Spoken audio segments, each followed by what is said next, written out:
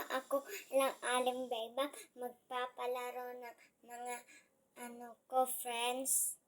Mama, pwede ba? Mama? Or hindi ba, mama?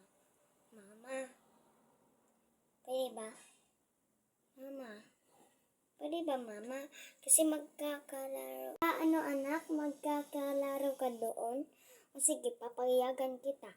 Pero, maglinis ka muna ng mga bahay. Or hindi, magsulat ka ng mga assignment mo. Nakakarinig ka na. Sige po, mama. Magawa lang ako ng assignment. Huwag na po ako maglimpyo. Kasi ang linis na ng bahay. O sige, mama. Magsulat lang ako. Kasi mama, gusto ko magsulat ng assignment ko. O siya, anak. Maglinis ka lang ng bahay, ha? Or hindi. Hindi pala, anak. Hindi ka pala maglinis ng bahay. Pwede na magluto ka dito. Kasi magawa ka sa mga assignment mo at magluto ka.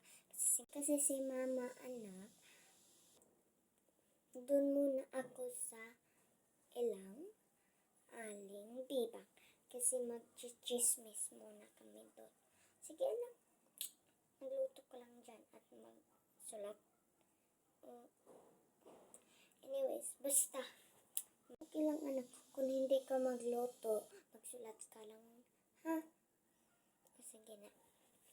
Kasi doon muna ako kay aling bebang. Nandyan na siya sa gawas. Nandyan na siya. Sige po, nanay. Utosin po kong babae. Bye, nanay. Siya, sige anak. Doon na ako sa labas.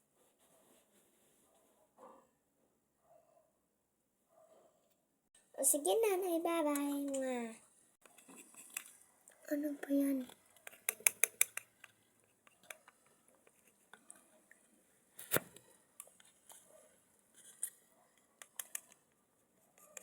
Tapos na ako, yay! Tapos na po ako.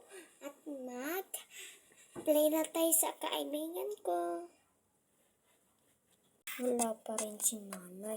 Gusto ko na magka-play yung kaibigan ko doon sa pikas kapitbahay.